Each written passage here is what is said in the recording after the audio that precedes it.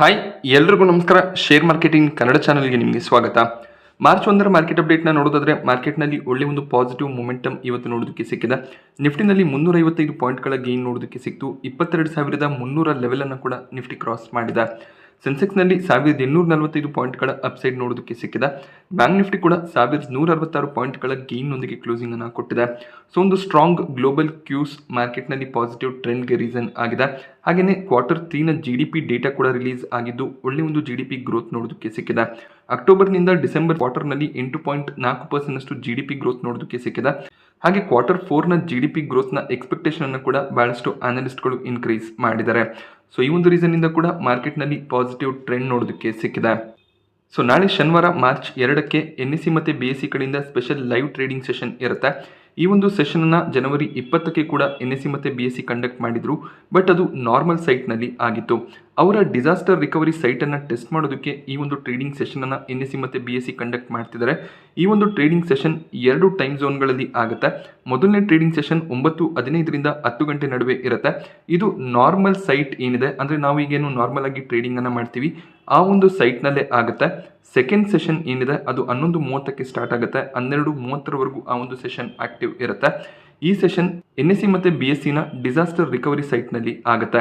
ಅಕಸ್ಮಾತ್ ಮೇನ್ ಸೈಟ್ನಲ್ಲಿ ಏನಾದರೂ ಪ್ರಾಬ್ಲಮ್ ಇದ್ದರೆ ಸಡನ್ ಆಗಿ ಈ ಒಂದು ಸ್ವಿಚಿಂಗನ್ನು ಮಾಡ್ಕೊಳ್ಳೋದಕ್ಕೆ NSE BSE ಡಿಸಾಸ್ಟರ್ ರಿಕವರಿ ಸೈಟನ್ನು ಬಿಲ್ಡ್ ಮಾಡಿದ್ದಾರೆ. ಆ ಒಂದು ಸೈಟ್ಗೆ ಕಂಪ್ಲೀಟ್ ಟ್ರಾನ್ಸಾಕ್ಷನ್ಸ್ಗಳು ಮೂವ್ ಆಗುತ್ತೆ. ಯಾವುದೇ ರೀತಿಯಲ್ಲಿ ಇನ್ವೆಸ್ಟರ್ಸ್ಗಳಿಗೆ ಟ್ರೇಡರ್ಸ್ಗಳಿಗೆ ಪ್ರಾಬ್ಲಮ್ ಆಗದೇ ಟ್ರಾನ್ಸಾಕ್ಷನ್ಸ್ಗಳನ್ನು ಮಾಡೋದು NSE ಮತ್ತು BSEಯ ಉದ್ದೇಶ ಆಗಿದೆ. ಈ ಡಿಸಾಸ್ಟರ್ ರಿಕವರಿ ಸೈಟನ್ನು ಟೆಸ್ಟ್ ಮಾಡೋದಕ್ಕೆ ನಾಳೆ ನಮಗೆ ಲೈವ್ ಟ್ರೇಡಿಂಗ್ ಸೆಷನ್ ಇರುತ್ತೆ. ಇದು ಮಾಕ್ ಟ್ರೇಡಿಂಗ್ ಅಲ್ಲ. ನಾರ್ಮಲ್ ಆಗಿ ನೀವು ಮಾರ್ಕೆಟ್ನಲ್ಲಿ ಯಾವ ರೀತಿಯಲ್ಲಿ ಇನ್ವೆಸ್ಟ್ಮೆಂಟ್ ಟ್ರೇಡಿಂಗನ್ನು ಮಾಡ್ತೀರಾ ಅದೇ ರೀತಿಯಲ್ಲಿ ನಾಳೆ ಕೂಡ ಇನ್ವೆಸ್ಟ್ಮೆಂಟ್ ಟ್ರೇಡಿಂಗನ್ನು ಮಾಡ್ಬೋದಾಗುತ್ತೆ. ಬಟ್ ಇಂಟ್ರಾಡೇ ಮತ್ತು FNO ಸೆಗ್ಮೆಂಟ್ನಲ್ಲಿ ಸ್ವಲ್ಪ ರೆಸ್ಟ್ರಿಕ್ಷನ್ಸ್ ಇದೆ. ಅಂದರೆ 5%ನ ಸರ್ಕ್ಯೂಟ್ ಲಿಮಿಟ್ ನೋಡೋದಕ್ಕೆ ಸಿಗುತ್ತೆ. ಅದು FNO ಸೆಗ್ಮೆಂಟ್ನ ಸ್ಟಾಕ್ಸ್ ಆಗಿದ್ರೂ ಕೂಡ 5%ನ ಸರ್ಕ್ಯೂಟ್ ಲಿಮಿಟ್ ಇರುತ್ತೆ. ಯಾಕೆಂದರೆ ನಾಳೆ ವಾಲ್ಯೂಮ್ ಸ್ವಲ್ಪ ಕಡಿಮೆನೇ ಇರುತ್ತೆ. ಸ್ಯಾಟರ್ಡೇ ಟ್ರೇಡಿಂಗ್ ಸೆಷನ್ ಆಗಿರೋದ್ರಿಂದ ಅಷ್ಟಾಗಿ ಯೂಸರ್ಸ್ ಆಕ್ಟಿವ್ ಇಲ್ಲದೆ ಇರ್ಬೋದು.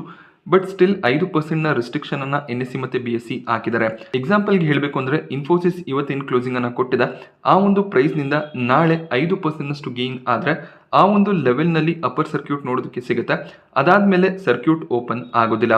ಬಟ್ ನಾರ್ಮಲ್ ದಿನಗಳಲ್ಲಿ ಏನಾಗುತ್ತೆ ಅಂದರೆ ಇನ್ಫೋಸಿಸ್ ಒಂದು ಡಿರೈವೇಟಿವ್ ಸೆಗ್ಮೆಂಟ್ನ ಸ್ಟಾಕ್ ಆಗಿರೋದ್ರಿಂದ ಯಾವುದೇ ರೀತಿಯ ಸರ್ಕ್ಯೂಟ್ ಲಿಮಿಟ್ ಇರೋದಿಲ್ಲ. ಸ್ಟಾಕ್ನಲ್ಲಿ ಇನ್ನಷ್ಟು ಬೈಯಿಂಗ್ ಎಮರ್ಜ್ ಆದರೆ ಅಪ್ಪರ್ ಸರ್ಕ್ಯೂಟ್ ಬ್ರೇಕ್ ಆಗಿ ಮತ್ತೆ ಸ್ಟಾಕ್ನಲ್ಲಿ ಮೊಮೆಂಟಮ್ ನೋಡೋದಕ್ಕೆ ಸಿಗುತ್ತೆ.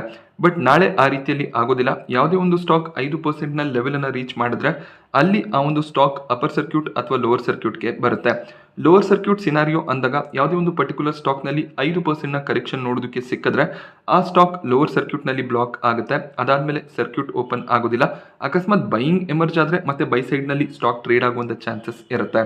ಈ ರೀತಿಯಲ್ಲಿ ನಾಳೆ 2 ಸೆಷನ್ಗಳಲ್ಲಿ ಟ್ರೇಡಿಂಗ್ ಆಗುತ್ತೆ. ಸೊ ನಾರ್ಮಲ್ ಆಗಿ ಇನ್ವೆಸ್ಟ್ಮೆಂಟ್ ಮಾಡ್ತೀರಾ ಅಂದರೆ ಶೇರ್ಸ್ಗಳನ್ನು ಬೈ ಸೆಲ್ ಮಾಡ್ಬೋದಾಗುತ್ತೆ. ಟ್ರೇಡಿಂಗ್ ಮಾಡ್ತೀರಾ ಅಂದರೆ ಕೂಡ 2 ಸೆಷನ್ಗಳಲ್ಲಿ ನಿಮಗೆ ಟ್ರೇಡಿಂಗ್ಗೆ ಅವಕಾಶ ಇರುತ್ತೆ. ನಿಫ್ಟಿಯ ಟಾಪ್ ಗೇನರ್ಸ್ ಮತ್ತು ಲೂಸರ್ಸ್ ಅನ್ನು ಅಬ್ಸರ್ವ್ ಮಾಡಿದಾಗ ಸ್ಟೀಲ್ ಸೆಕ್ಟರ್ನ ಕಂಪನಿಗಳು ಒಳ್ಳೆ ಒಂದು ಪರ್ಫಾರ್ಮೆನ್ಸ್ ಅನ್ನು ಕೊಟ್ಟಿದೆ. ಟಾಟಾ ಸ್ಟೀಲ್ನಲ್ಲಿ 6.5%ನಷ್ಟು ಅಪ್ಸೈಡ್ ನೋಡೋದಕ್ಕೆ ಸಿಕ್ತು. JSW ಸ್ಟೀಲ್ 4.5%ನಷ್ಟು ಗೇನ್ ಆಗಿದೆ. ಹಾಗೆ L&Tಯಲ್ಲಿ ಕೂಡ 4.5%ನಷ್ಟು ಅಪ್ಸೈಡ್ ಇವತ್ತು ನೋಡೋದಕ್ಕೆ ಸಿಕ್ಕಿದೆ. ಟೈಟನ್ ಮತ್ತು ಇಂಡಸ್ಇಂಡ್ ಬ್ಯಾಂಕ್ ಕೂಡ 3.5%ಗೂ ಹೆಚ್ಚಿನ ಅಪ್ಸೈಡ್ನೊಂದಿಗೆ ಕ್ಲೋಸ್ ಆಗಿದೆ. ಟಾಪ್ ಲೂಸರ್ಸ್ ಲಿಸ್ಟ್ನಲ್ಲಿ IT ಸೆಕ್ಟರ್ನ ಕಂಪನಿಗಳು ನೋಡೋದಕ್ಕೆ ಸಿಕ್ತು. HCL ಟೆಕ್, ಇನ್ಫೋಸಿಸ್ನಲ್ಲಿ 1%ಗೂ ಹೆಚ್ಚಿನ ಕರೆಕ್ಷನ್ ನೋಡೋದಕ್ಕೆ ಸಿಕ್ಕಿದೆ. ಹಾಗೆ ಡಾಕ್ಟರ್ ರೆಡ್ಡಿಸ್ ಲ್ಯಾಬ್ನಲ್ಲಿ ಕೂಡ ಒಳ್ಳೆ ಒಂದು ಪಾಸಿಟಿವ್ ಟ್ರೆಂಡ್ ಇತ್ತು. ಇವತ್ತು ಸ್ಟಾಕ್ 3.5%ನಷ್ಟು ಕರೆಕ್ಟ್ ಆಗಿದೆ. ಹಾಗೆ ಸನ್ಫಾರ್ಮಾದಲ್ಲಿ ಕೂಡ 1.5%ನಷ್ಟು ಕರೆಕ್ಷನ್ ನೋಡೋದಕ್ಕೆ ಸಿಗ್ತದೆ. ಬ್ರಿಟಾನಿಯಾ ಕೂಡ ನೆಗೆಟಿವ್ ಆಗಿ ಕ್ಲೋಸ್ ಆಗಿದೆ. ICICI ಬ್ಯಾಂಕ್ 52 ವೀಕ್ ಹೈಯನ್ನು ಟಚ್ ಮಾಡಿದೆ. ICICI ಬ್ಯಾಂಕ್ ತಮ್ಮದೇ ಗ್ರೂಪ್ನ ಕಂಪನಿ ICICI ಲೊಂಬಾರ್ಡ್ನಲ್ಲಿ ತಮ್ಮ ಸ್ಟೇಕನ್ನು ಇನ್ಕ್ರೀಸ್ ಮಾಡಿದ್ದಾರೆ.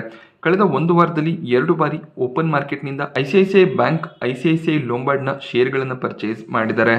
ಹಾಗೆ ಟಾಟಾ ಇನ್ವೆಸ್ಟ್ಮೆಂಟ್ ಕಾರ್ಪೊರೇಷನ್ ಲಿಮಿಟೆಡ್ನಲ್ಲಿ 5%ನಷ್ಟು ಅಪ್ಸೈಡ್ ನೋಡೋದಕ್ಕೆ ಸಿಕ್ತು. ಸ್ಟಾಕ್ ಅಪ್ಪರ್ ಸರ್ಕ್ಯೂಟ್ನಲ್ಲಿ ಲಾಕ್ ಆಗಿದೆ. ಸೊ ನಿನ್ನೆ ದಿನ ಕ್ಯಾಬಿನೆಟ್ನಲ್ಲಿ 2 ಟಾಟಾ ಗ್ರೂಪ್ನ ಕಂಪನಿಗಳಿಗೆ ಸೆಮಿಕಂಡಕ್ಟರ್ ಪ್ಲಾಂಟ್ ಅನ್ನು ಸ್ಟಾರ್ಟ್ ಮಾಡೋದಕ್ಕೇನು ಅಪ್ರೂವಲ್ ಸಿಕ್ಕಿತ್ತು. ಆ ಒಂದು ನ್ಯೂಸ್ನಿಂದ ಟಾಟಾ ಇನ್ವೆಸ್ಟ್ಮೆಂಟ್ನಲ್ಲಿ ಒಳ್ಳೆ ಒಂದು ಪಾಸಿಟಿವ್ ಟ್ರೆಂಡ್ ನೋಡೋದಕ್ಕೆ ಸಿಕ್ಕಿದೆ. ಟಾಟಾ ಇನ್ವೆಸ್ಟ್ಮೆಂಟ್ ಒಂದು NBFC ಕಂಪನಿ ಆಗಿದ್ದು ಟಾಟಾ ಗ್ರೂಪ್ನ ಕಂಪನಿಗಳಲ್ಲಿ ಇನ್ವೆಸ್ಟ್ಮೆಂಟ್ ಅನ್ನು ಮಾಡ್ತಿರ್ತಾರೆ.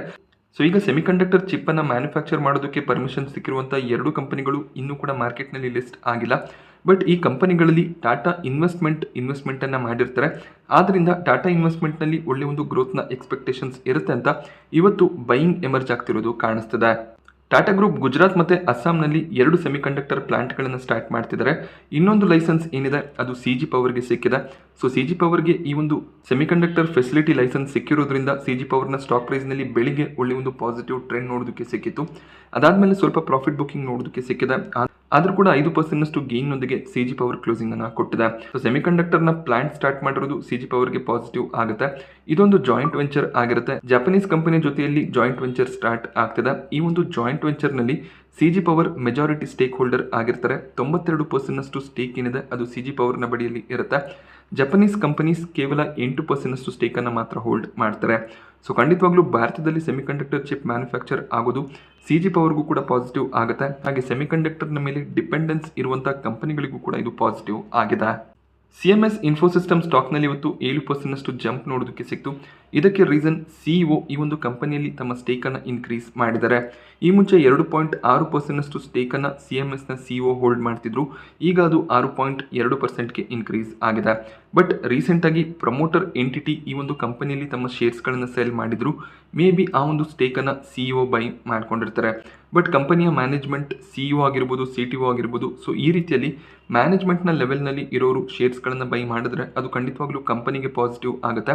ಅವರಿಗೆ ತಮ್ಮ ಕಂಪನಿಯ ಮೇಲೆ ಭರವಸೆ ಇದೆ, ಆದ್ದರಿಂದ ಅವರು ಶೇರ್ಸ್ಗಳನ್ನು ಬೈ ಮಾಡ್ತಿದ್ದಾರೆ ಅಂತ ಇನ್ವೆಸ್ಟರ್ಸ್ ಈ ಒಂದು ಸ್ಟಾಕ್ಗಳಲ್ಲಿ ಹೆಚ್ಚಿನ ಒಂದು ಬೈಯಿಂಗ್ ಅನ್ನು ಮಾಡ್ತಾರೆ.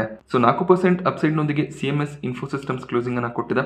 CMS ಇನ್ಫೋಸಿಸ್ಟಮ್ಸ್ ಬ್ಯಾಂಕ್ಗಳ ಪರವಾಗಿ ATMನಲ್ಲಿ ಕ್ಯಾಶ್ ಅನ್ನು ಡೆಪಾಸಿಟ್ ಮಾಡುವಂಥ ಕಂಪನಿ ಆಗಿರ್ತಾರೆ. IPOಗಳ ವಿಚಾರಕ್ಕೆ ಬಂದಾಗ ಪ್ಲಾಟಿನಮ್ ಇಂಡಸ್ಟ್ರಿನ ಗ್ರೇ ಮಾರ್ಕೆಟ್ ಪ್ರೀಮಿಯಂ ಇನ್ಕ್ರೀಸ್ ಆಗಿದೆ. 107 ರೂಪಾಯಿಯ ಪ್ರೀಮಿಯಂ ನೋಡೋದಕ್ಕೆ ಸಿಕ್ಕಿದೆ. ಸೊ ಮಾರ್ಕೆಟ್ನಲ್ಲಿ ಒಳ್ಳೆ ಒಂದು ಪಾಸಿಟಿವ್ ಟ್ರೆಂಡ್ ಇದ್ದಿದ್ದರಿಂದ ಗ್ರೇ ಮಾರ್ಕೆಟ್ನಲ್ಲಿ ಕೂಡ ಒಳ್ಳೆ ಒಂದು ಜಂಪ್ ನೋಡೋದಕ್ಕೆ ಸಿಗ್ತದೆ. 62% ಲಿಸ್ಟಿಂಗ್ ಇನ್ ಎಕ್ಸ್ಪೆಕ್ಟೇಷನ್ಸ್ ಇರುತ್ತೆ.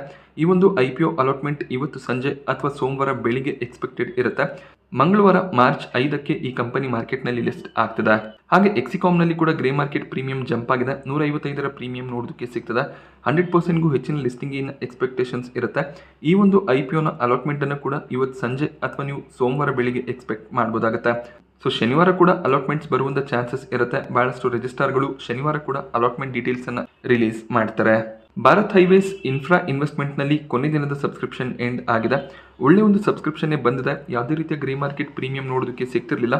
ಬಟ್ ಓವರ್ ಆಲ್ IPO 6.7 ಟೈಮ್ನಷ್ಟು ಸಬ್ಸ್ಕ್ರೈಬ್ ಆಗಿದೆ. ಹಾಗೆ ಮುಖಾ ಪ್ರೋಟೀನ್ಸ್ನಲ್ಲಿ ಗ್ರೇ ಮಾರ್ಕೆಟ್ ಪ್ರೀಮಿಯಂ ಡಬಲ್ ಆಗಿದೆ. 15 ರೂಪಾಯಿಯ ಪ್ರೀಮಿಯಂ ನೋಡೋದಕ್ಕೆ ಸಿಗ್ತಿತ್ತು. ಈಗ 30 ರೂಪಾಯಿ ಅರೌಂಡಲ್ಲಿ ಪ್ರೀಮಿಯಂ ನೋಡೋದಕ್ಕೆ ಸಿಗ್ತದೆ. 28 ರೂಪಾಯಿಯ ಪ್ರೈಸನ್ನು ಸೆಟ್ ಮಾಡಿದರೆ 29ರ ಪ್ರೀಮಿಯಂ ನೋಡೋದಕ್ಕೆ ಸಿಗ್ತದೆ. ನೀವೇನು ಅಮೌಂಟನ್ನು ಇನ್ವೆಸ್ಟ್ ಮಾಡ್ತೀರಾ ಅದು ಡಬಲ್ ಆಗುತ್ತೆ ನಿಮಗೆ ಅಲಾಟ್ಮೆಂಟ್ ಸಿಕ್ಕಿದ್ರೆ. ರಿಟೇಲ್ ಕ್ಯಾಟಗರಿ 2ನೇ ದಿನ 10 ಟೈಮ್ನಷ್ಟು ಸಬ್ಸ್ಕ್ರೈಬ್ ಆಗಿದ್ರೆ, NII ಕ್ಯಾಟಗರಿ 6 ಟೈಮ್ನಷ್ಟು ಸಬ್ಸ್ಕ್ರೈಬ್ ಆಗಿದೆ. QIB ಕ್ಯಾಟಗರಿಯಲ್ಲಿ ಕೂಡ 2 ಟೈಮ್ನ ಸಬ್ಸ್ಕ್ರಿಪ್ಷನ್ ನೋಡೋದಕ್ಕೆ ಸಿಕ್ಕಿದೆ. ಸೋಮವಾರ ಅಪ್ಲಿಕೇಶನನ್ನು ಹಾಕೋದಕ್ಕೆ ಕೊನೆ ದಿನ ಆಗಿರುತ್ತೆ. ಸೊ ಹೆಚ್ಚಿನ ಒಂದು ಅಪ್ಲಿಕೇಶನ್ಸ್ ಬರುವಂಥ ಚಾನ್ಸಸ್ ಇರುತ್ತೆ. ಖಂಡಿತವಾಗ್ಲೂ ಲಿಸ್ಟಿಂಗ್ ಏನ್ಗಳಿಗೋಸ್ಕರ ಅಪ್ಲಿಕೇಶನ್ಸನ್ನು ಹಾಕ್ಬೋದು. ಸೊ ನಾನಿವತ್ತು ನಿಮಗೆ ಮಾರ್ಕೆಟ್ನ ಬಗ್ಗೆ ಕೊಟ್ಟಂಥ ಇನ್ಫಾರ್ಮೇಷನ್ ಇಷ್ಟ ಆದರೆ ವಿಡಿಯೋನ ಲೈಕ್ ಮಾಡಿ. ಹಾಗೆ ಇದೇ ರೀತಿಯ ಮಾರ್ಕೆಟ್ ಅಪ್ಡೇಟ್ಸ್ಗಳಿಗೋಸ್ಕರ ಚಾನಲ್ನ ಸಬ್ಸ್ಕ್ರೈಬ್ ಮಾಡ್ಕೊಳ್ಳಿ. Thank you friends.